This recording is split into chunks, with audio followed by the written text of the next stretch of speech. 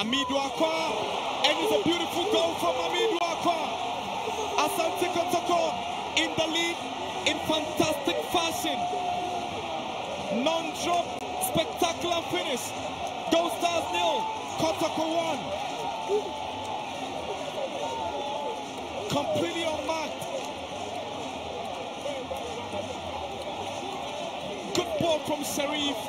So he was all alone, then she left him all alone, and with a first time finish, Joba is completely beaten. Kotoko in the lead. Brilliant pass from Sharif, and he took it on the volley, non-stop, beautiful goal. Non-drop, no goalkeeper.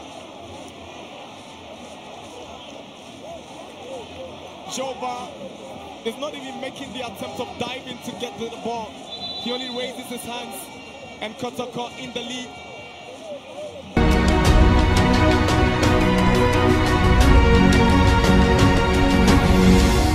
If it is MTN FA Cup match, Obia Nyobia.